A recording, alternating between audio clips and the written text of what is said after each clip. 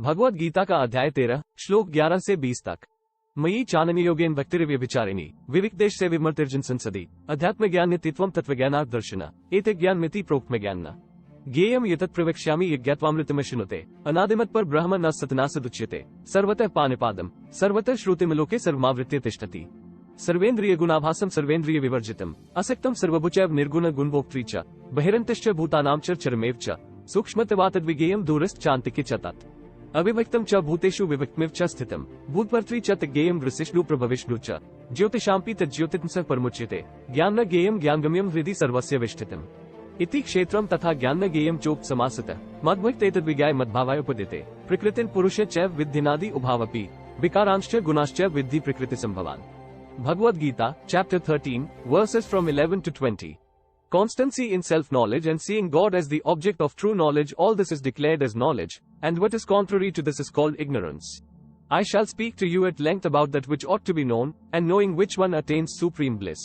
That supreme Brahma, who is the lord of the two beginningless entities Prakriti and Jiva, is said to be neither Sat, being, nor Asat, non-being.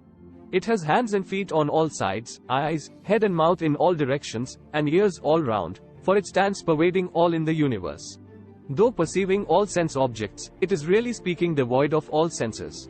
Nay, though unattached, it is the sustainer of all nonetheless, and though attributeless, it is the enjoyer of gunas, the three modes of Prakriti. It exists without and within all beings, and constitutes the moving and the unmoving creation as well. And by reason of its subtlety, it is incomprehensible, it is close at hand and stands afar too. Though integral like space in its undivided aspect, it appears divided as it were, in all animate and inanimate beings.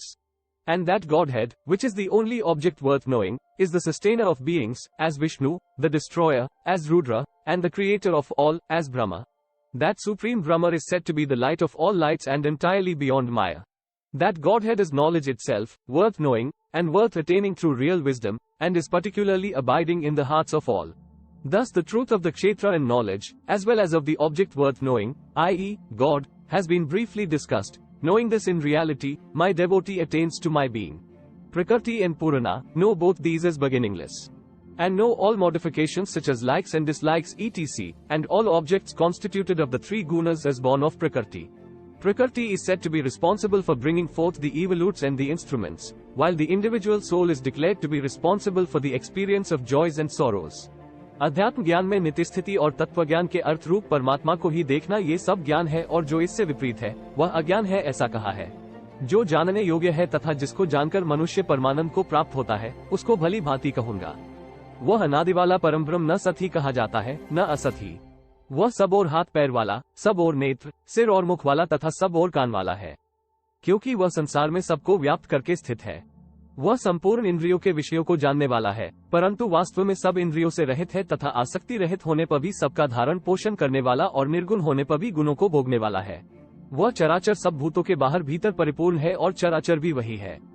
और वह सूक्ष्म होने से अविज्ञेय है तथा अति समीप में और दूर में भी स्थित वही है।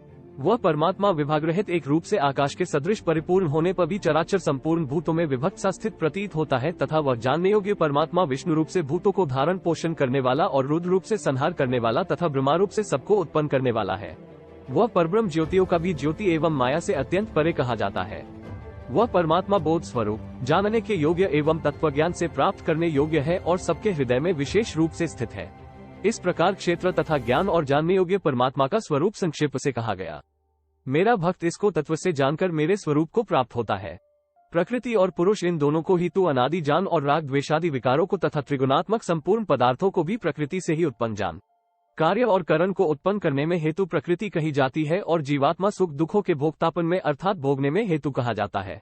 इससे आगे के श्लोक अगले भाग में। अगर वीडियो अच्छी लगी तो कमेंट में लिखना जय Shri Krishna. Thanks for watching, like share and subscribe.